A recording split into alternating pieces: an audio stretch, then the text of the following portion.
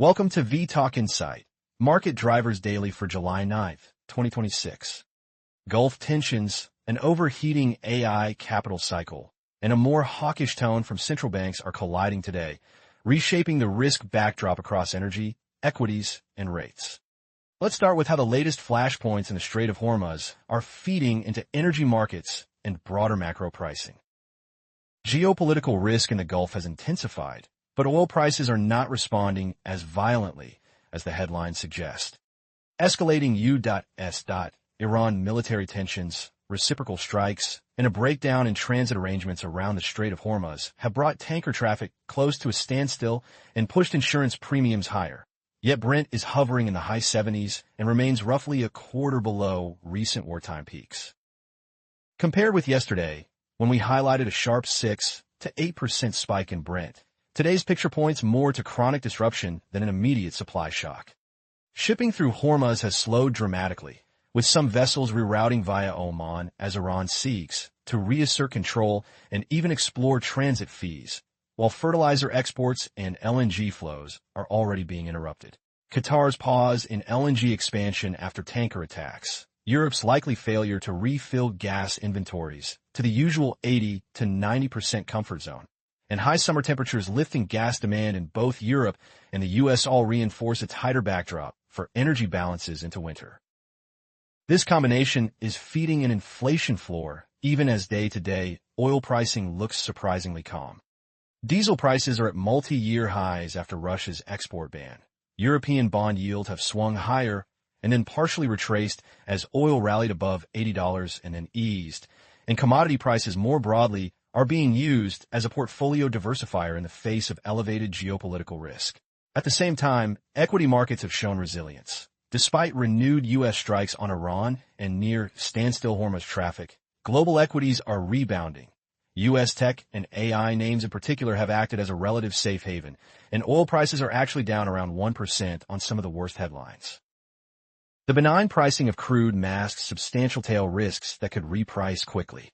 A significant escalation targeting Gulf energy infrastructure is seen as a key trigger that could drive oil sharply above $100, while the U.S. Navy is already under strain. Protecting tankers from agile drone and missile threats, and NATO allies are unlikely to join direct operations. Beyond fuel, halted Hormuz traffic is disrupting fertilizer exports and raising concerns about food inflation, and persistent instability in the Gulf and around Qatari LNG routes leave Southeast Asian importers and European gas markets exposed to renewed price spikes with relatively little redundancy in supply chains. From a macro perspective, the key watch points are whether alternative shipping routes can reliably bypass Iranian waters, how quickly inventories draw down if Hormuz remains impaired, and whether attacks extend from ships to onshore energy assets. Persistent conflict cycles in the region have already undermined confidence in the safety of the strait, suggesting a structurally higher risk premium for energy and related logistics.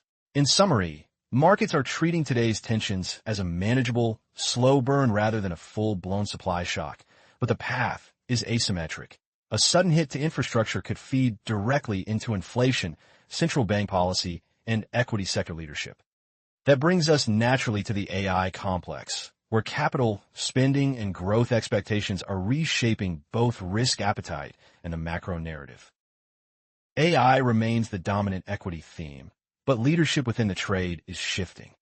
After an intense, concentrated rally in a handful of hardware names, market leadership has rotated into a more nuanced pattern where investors are separating winners and losers along the AI supply chain, even as overall conviction in the theme stays high. Despite recent volatility and a sharp sell-off in Korea's tech benchmark, U.S. semiconductor stocks are rebounding, and the S&P 500, excluding the so-called mega-cap leaders, has actually outperformed, pointing to a gradual broadening of participation. Capital flows underscore how foundational this cycle has become. SK Hynix's upcoming U.S. listing is more than 7 times oversubscribed, signaling robust appetite for high-bandwidth memory exposure, while Micron has lifted its long-term capital expenditure plan to $250 billion on confidence in future AI chip demand.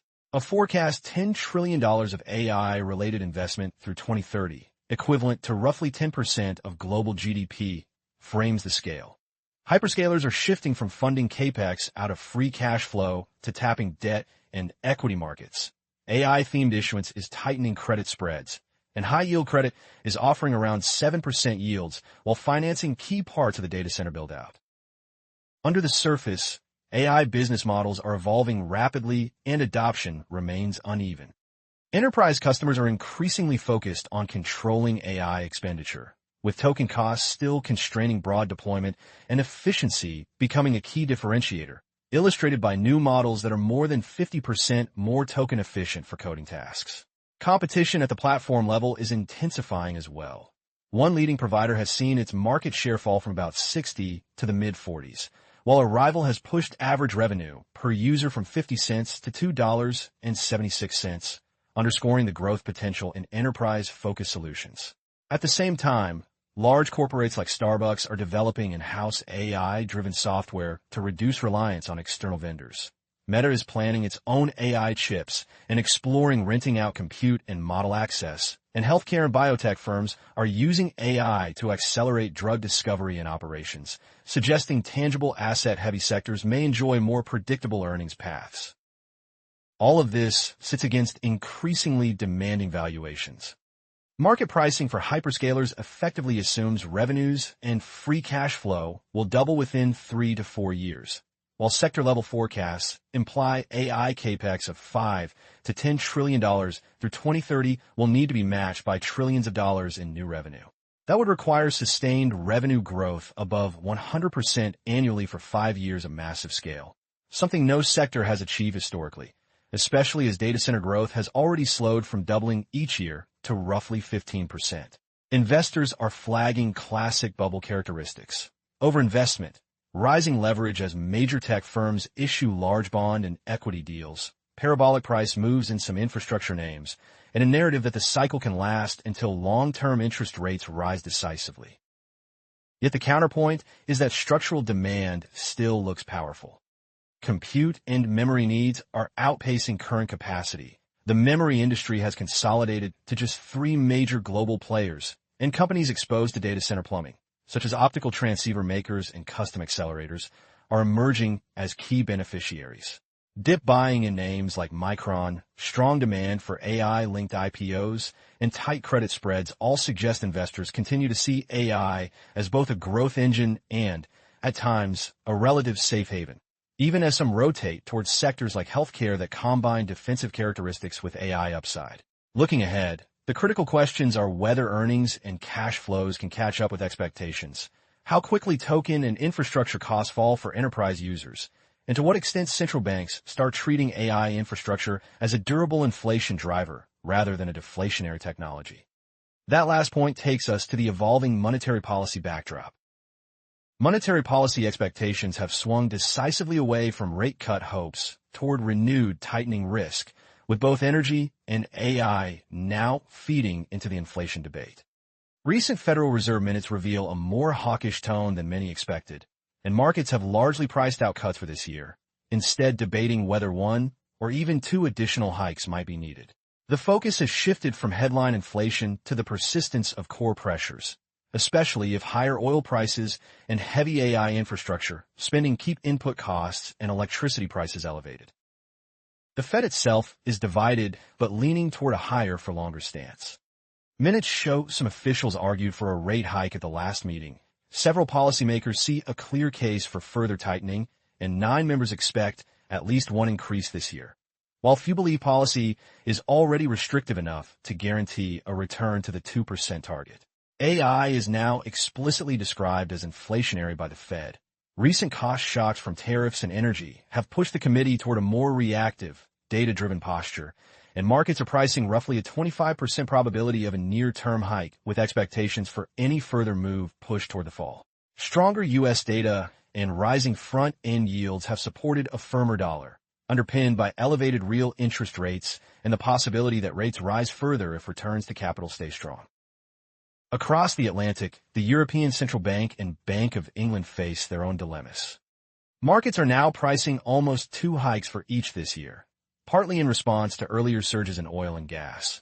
Yet Eurozone purchasing managers' indices have shown several months of contraction, raising the risk that the ECB tightens into a weakening economy.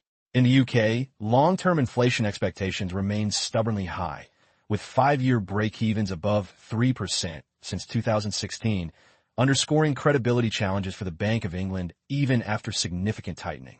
German 10-year yields have risen for 9 straight days on the back of higher oil and a rebound in term premium before easing slightly as crude retraced, highlighting how rate volatility is now tightly linked to energy markets.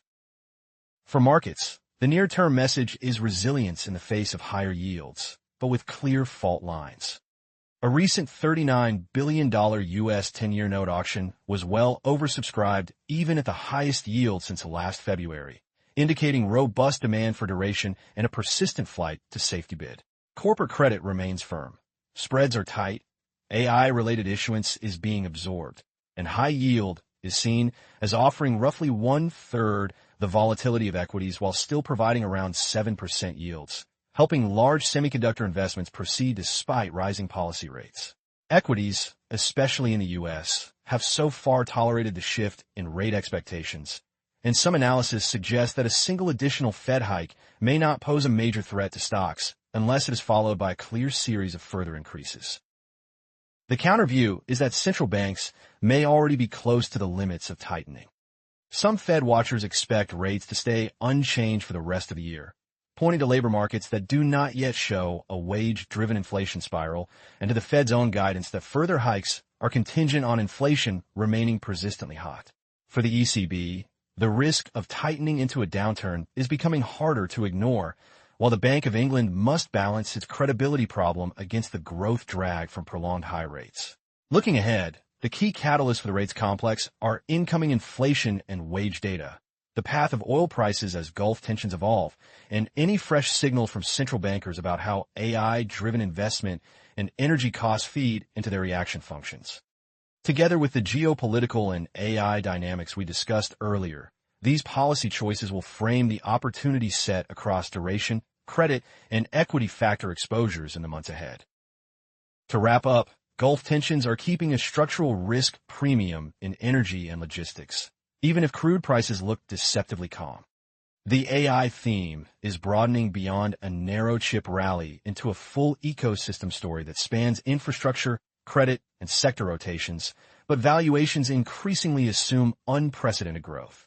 At the same time, central banks are edging toward a higher-for-longer regime as energy and AI-related cost pressures challenge the disinflation narrative, leaving rate, duration, and currency risks firmly back in focus. This video is for information only and is not investment advice. If you found this video useful, please like and subscribe to vTalkInsight. Alternatively, visit vTalkInsight.com to chat with our specialized AI market assistant and access the latest interactive market insights.